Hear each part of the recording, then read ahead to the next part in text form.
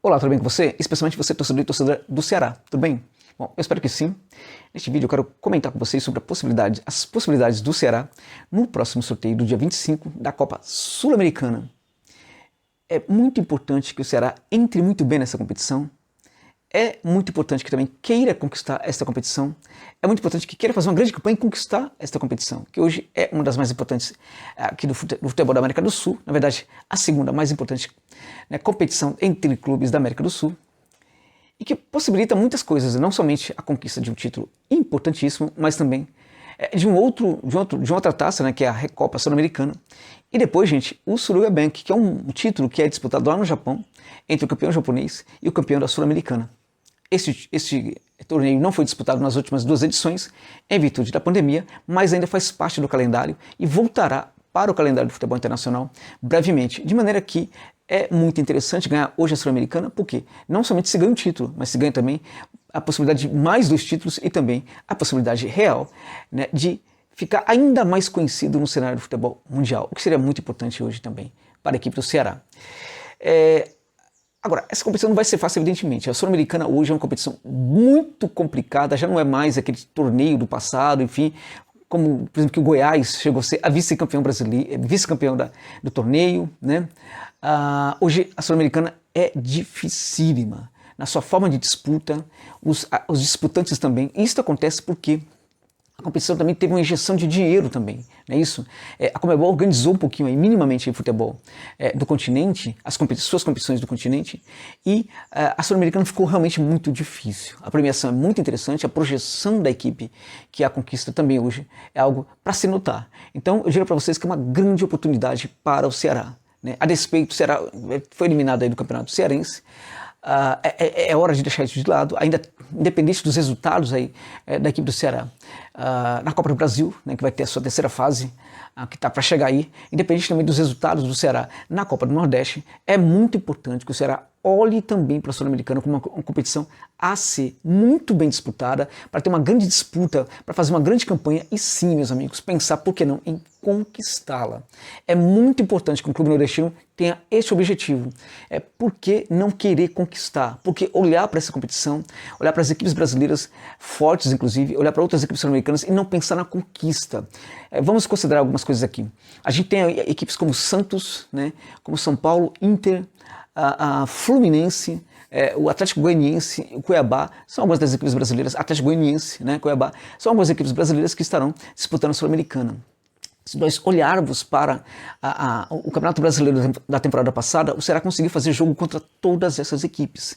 Então, nenhuma dessas equipes brasileiras hoje não consegue, por exemplo, detonar, digamos assim, o Ceará. O Ceará consegue fazer jogo contra essas equipes, consegue perfeitamente vencê-las, então por que não pensar em vencê-las? E no cenário dos demais países sul-americanos, a gente percebe que há sim uma situação de muita crise ainda em gestão de capital, está muito pequena, e a coisa não está muito legal para muitos clubes que vivem momento de baixo, ou seja, esse é um momento realmente muito importante para o Ceará conquistar, pensar assim, querer, desejar, conquistar, parar com essa mania, né? Eu posso e pode mesmo. Vamos combinar, houve a eliminação do Campeonato Cearense, mas gente, o Ceará é hoje, juntamente com o seu arquival, evidentemente, as duas mais importantes equipes do futebol nordestino. E se a gente olhar para os outros adversários, todos estão muito longe hoje do Ceará e do Fortaleza. De maneira que é muito importante que o Ceará queira sim, tenha essa pretensão, tenha essa vontade, essa fome pela Sul-Americana. E acredito que nesse jogo, inclusive, vai ser dentro de casa a estreia, a torcida vai lotar o Castelão aí para mandar essa mensagem para os seus jogadores. Então vamos lá. Vamos falar, portanto, aqui dessas possibilidades, vamos falar, por exemplo, do sorteio, do grupo que poderia ser interessante para o Vozão, do grupo que poderia ser complicado para o Vozão também, falar um pouquinho também sobre como é que se configura hoje a Sul-Americana do ponto de vista da disputa. Antes disso, contudo, quero pedir sua autorização para abrir um parêntese e falar que este vídeo tem o patrocínio da OneFootball. OneFootball, que é um aplicativo de futebol que eu curto muito, que é sensacional, que é maravilhoso, que entrega muitas coisas pra gente, não cobra absolutamente nada, né? Entrega Bundesliga, que é uma o principal campeonato do futebol alemão, evidentemente, um dos melhores do mundo, né? Mas além disso, entrega inúmeras outras ligas do futebol europeu e também está chegando muito forte hoje aqui no futebol aqui do Brasil, gente. Nos estaduais, hoje você pode assistir, por exemplo, as partidas do Carioca, as partidas do Campeonato Mineiro, no caso do Campeonato Mineiro do Cruzeiro como mandante, as partidas do Campeonato Catarinense, Paranaense, tudo. Nesse caso você assistiu por pay-per-view. Comprou rapidamente, muito baratinho, assistiu sem travar. E além de inúmeras outras competições que totalmente gratuitos para você assistir. Terminou o jogo, imediatamente você consegue ver os melhores momentos. Quer mais? No futebol você pode também conferir informações em tempo real sobre a sua equipe do coração, no caso, sobre o Ceará em especial.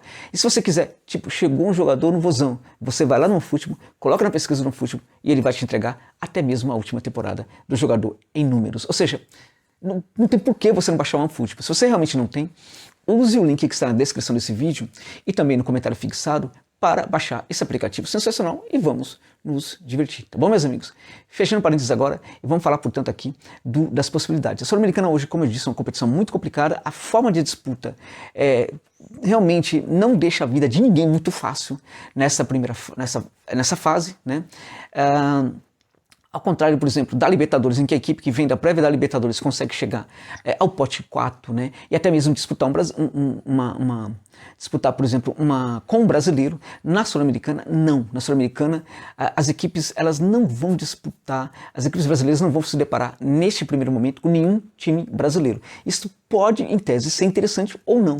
Segundo o regulamento da Conmebol, nem mesmo na etapa de oitavas de final, essas equipes vão enfrentar brasileiros. Mas só que aí eu acho que tem um probleminha.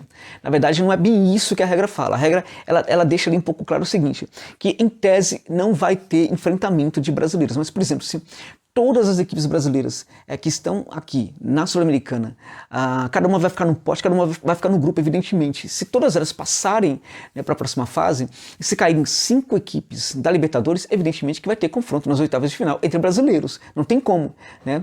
Mas, em geral, assim, o que a Conmebol deixa muito claro é o seguinte, não pode ter, na fase de grupo, por exemplo, mais de um brasileiro. Quanto à disputa, ela sugere que, no melhor dos casos, é que os brasileiros não se enfrentem, mas se não tiver jeito, vai ter sim que se enfrentar. De qualquer maneira, o Ceará só vai enfrentar um brasileiro, pelo menos ali na etapa de oitava ou quartas de final, caso passe, evidentemente, para a próxima fase. Provavelmente vai enfrentar um brasileiro na etapa de quartas de final. Então, qual é o problema da Sul-Americana? O problema é que somente o líder passa para a próxima fase, gente. Isso não é brincadeira, porque pensemos aqui, um grupo com 4 equipes, aquele segundo que não é tão bom assim, ele olha, por exemplo, para o Ceará e pensa o seguinte, né? Olha, esse time é muito forte, então contra ele eu vou tentar buscar um empate fora de casa, aqui na minha casa também eu busco um empatezinho, e aí eu tiro a diferença com as outras equipes. O problema, e aí ele fica em segundo, ele também passa para a próxima fase. O problema é que na Sul-Americana apenas o líder que passa, então vai ser uma falsa ideia de que é uma fase de grupos, porque na prática é uma fase de mata-mata dentro dos grupos. É isso que acontece na Sul-Americana. Todas as equipes vão tentar matar ou morrer, matar para não morrer dentro do grupo contra qualquer equipe. Então qualquer time vai jogar contra o Ceará para tentar vencer na medida do possível, da sua maneira, evidentemente. Pode tentar vencer, por exemplo, fazendo um jogo bastante reativo, mas vai tentar, na medida do possível, vencer, porque não dá, por exemplo, para perder e ficar em segundo lugar, porque você está praticamente fora da próxima fase da Sul-Americana. Isso realmente é muito complicado. Bom, a gente tem aqui o pote 1, que é composto por Santos, Rojo, que é o Independiente de Avellaneda na Argentina, o São Paulo, o Inter, o Racing, LDU de Quito, Lanús e Junior Barranquilla. A gente tem no pote 2 a equipe de Defensa e Justiça da Argentina, o Wisterman da Bolívia, o Medellín, Independiente Medellín da Colômbia, Melgar do Peru, né, o Montevideo Wanderers do Uruguai, o Oriente Petroleiro da Bolívia, né, a La Guaira lá da Venezuela e também União La Calera do Chile. Este é o pote 2 da Copa Sul-Americana. No pote 3 a gente vai ter o River do Uruguai, o Atlético Goianiense, a gente vai ter o Vozão, Ceará, o Banfield da Argentina, Metropolitanos ali de Caracas na Venezuela, o Unión Santa Fé da Argentina, o Ayacucho do Peru e também o Super 9, o tal do 9 de outubro do Equador. E no pote 4 finalmente a gente vai ter a equipe do Antofagasta do Chile, Guairinha do Paraguai, a equipe do Cuiabá aqui do Brasil, o General Caballero do Paraguai, a equipe do Barcelona de Guayaquil, o Fluminense, a Católica de Quito, Universidade Católica de Quito e o Everton de Viña del Mar no Chile. Tá certo, gente? Esses são os times ali e os potes ali do sorteio do próximo dia 25. Qual é o pote mais interessante? Qual seriam os adversários mais interessantes para o Vozão? No caso do pote 1, evidentemente excluímos aqui as equipes brasileiras. Qual é a equipe complicada aqui? A gente tem Roja, que é o Independiente, a gente tem o Racing, a LDU de Quito, Lanús e Júnior Barranquilla. Roja é uma equipe muito forte, muito tradicional, a maior conquistadora, a equipe que mais conquistou Libertadores é o Independiente, é bom fugir do Independiente. A equipe da LDU de Quito vive momentos de altos e baixas, eu acho que essa é uma equipe interessante. A equipe do Racing está num momento de muito crescimento, é bom fugir do Racing, é um gigante argentino, um gigante sul-americano, é bom fugir também do Racing. O Lanús é uma equipe que não está bem nesse momento, mas a gente percebe que há uma formação de um jogo do Lanús que pode redundar numa equipe bastante competitiva muito rapidamente. E o Júnior Barranquilla é uma equipe hoje de altos e baixos, é uma equipe de gente doida, jogador doido, a equipe que às vezes pode vencer uma partida com muita facilidade ou pode também entregar muito com problemas defensivos para o seu adversário. É também bom fugir dessa equipe. O melhor adversário do pote 1 aqui para a equipe do Ceará, portanto, na minha opinião, é a equipe da LDU de Quito. A LDU de Quito é o melhor adversário. A LDU de Quito, em primeiro lugar. Em segundo lugar, eu diria para você que seria hoje, neste momento, o Rojo também está num processo aí de formação, de certa maneira, mas acho que o Júnior está acima do Independiente nas facilidades. Então, o primeiro time aí, o time mais interessante aí seria, portanto, a equipe da LDU, que não vai ser fácil, tem altitude de Quito, inclusive, não é uma altitude absurda, mas é uma altitude complicada assim, e depois o Júnior Barranquilla. O time que tem que fugir desse grupo aí, na minha opinião, tem que fugir, por exemplo, do Racing, que para mim o Racing é o melhor time aí desse grupo, e depois do Racing vem a equipe do próprio Independiente, e depois o Lanús, evidentemente. Do pote 2, né, que o Ceará está no pote 3, do pote 2, o Ceará precisa fugir do Defensa e Justiça, que é uma equipe que já eliminou São Paulo, né, outros brasileiros, a equipe que ganhou, inclusive, a Recopa Sul-Americana do Palmeiras. Defensa e Justiça não é uma equipe qualquer, uma equipe pequena da Argentina com muita projeção, muito forte, é melhor fugir do Defensa e Justiça. Essa equipe entra na Sul-Americana, ela não entra para sair na primeira fase, não entra. É muito difícil que ela saia na primeira fase, é bom fugir do Defensa e Justiça. O Istma da Bolívia é uma equipe de muita garra, muita luta, joga em Cochabamba, uma altitude ali que não é das piores, mas também não é das... é bom evitar, evidentemente. E é um time de uma torcida muito fanática, embora jogue ali no estádio ali, né, que fica no Capriles, né, que fica muito longe ali, tem aquela pista de atletismo e tal, muito longe do campo os torcedores, mesmo assim, assim, o torcedor ele se conecta muito com a equipe, e a equipe também se conecta muito com essa torcida do Istma, é bom fugir. Independiente Medellín vive um processo de formação no seu jogo, não está consistente nesse momento, embora seja um time ali, tiro quase muito grande ali na Colômbia, é uma equipe que não está bem nesse momento. A equipe do Montevideo Wanderers está até dominando ali um pouco o futebol uruguaio nesse momento, mas tem nada de muita coisa para apresentar não. Um jogo muito dinâmico, muito rápido no meio de campo, mas muitos problemas defensivos.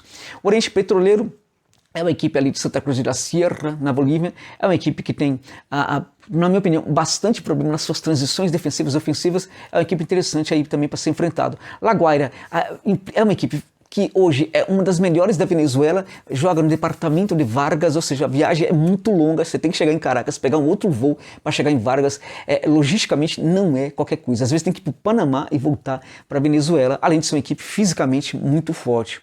E o União La Calera é uma equipe que eu acho que tem jogo, quando a gente pensa, por exemplo, a questão do jogo do Ceará, juntamente com o do La Calera, talvez até tenha um encaixe interessante aí, favorável para a equipe do Ceará. Então qual seria o adversário desse pote 3 aí, o melhor adversário para o Ceará nesse caso aí? Defensa não é essa equipe, Defensa formaria um grupo forte, o Istma é bom evitar também, o Melgar do Peru é uma equipe interessante, o Melgar do Peru é uma equipe que tem, hoje talvez seja até uma boa equipe do Peru ali, uma das melhores equipes do futebol peruano, mas o futebol peruano está muito mal, eu acho que o Melgar não consegue ter personalidade futebolística para lidar com uma equipe como o Ceará, e acho que também o encaixe de jogo favorece muito o projeto do Vozão. Então, para mim, seria essa equipe a mais interessante para ser encarada aí. Depois seria o Oriente Petroleiro. Por isso, portanto, o Melgar, depois o Oriente Petroleiro. E do pote 4, qual seria a melhor equipe e pior equipe para o Vozão, no caso aí? Né? A gente tem o Antofagasta, tá muito mal o Antofagasta. Para mim, de cara, o Antofagasta é a equipe para o Ceará encarar. Né? O Antofagasta é esta equipe aí, uma equipe que está com problemas defensivos enormes, gigantescos, não está conseguindo acertar, por exemplo, a formação da equipe, o técnico tem problema ali nos seus volantes também, então acho que seria um time interessante. Mas aí tem alguns aí, né? Tem o Guarani é uma equipe muito dura, time de 0 a 0, time que leva jogo para 0 a 0 mesmo, é complicadinho esse time aí. Agora, o Ceará também poderia perfeitamente lidar com ele. Desse pote, muitos dariam para o Ceará vencer, na minha opinião, sem muito problema. O General Cavacheiro é uma equipe também mais ou menos na linha do Guarani, só que não vai tão bem defensivamente não. Até tenta se projetar um pouco para o ataque e acho que cairia muito facilmente nas armadilhas do Vozão. A Católica de Quito é uma equipe tradicional do Equador, é bom fugir dessa equipe. O Everton de Vinha não está nada bem, mas é uma equipe que tem uma certa personalidade futebolística, é bom fugir também da equipe do Everton de Vinha. Então, para mim, os melhores adversários desse pote 4 aí seria, portanto, o Antofagasta, o Guarani ou o General Cavacheiro. Equipes para fugir desse pote aí, na minha opinião, o principal dele é a Católica de Quito e o Barcelona de Guayaquil. Essa é a equipe que realmente não dá para encarar. Pegando essa equipe aí, a coisa pode complicar demais. Um grupo absurdo da morte para o Ceará seria, portanto, pegar Barcelona de Guayaquil, Defensa e Justiça e a equipe do Racing. Aí a coisa ficaria realmente muito difícil para o Ceará. Muito difícil. Né? E a equipe, na verdade, ali, o grupo dos sonhos para o Ceará, no caso, na minha opinião, dentro aí de todos que estão na disputa, seria, portanto, a equipe do Júnior Barranquilla, né, gente? Júnior Barranquilla seria a LDU de Quito, na verdade, está à frente até do Júnior Barranquilla. A equipe, por exemplo, do Melgar, né, do Peru, e também a equipe do Antofagasta, o Guarani do Paraguai. Tá bom, meus amigos? Muito obrigado pela gentileza de ficarem comigo neste longo vídeo. Até o final.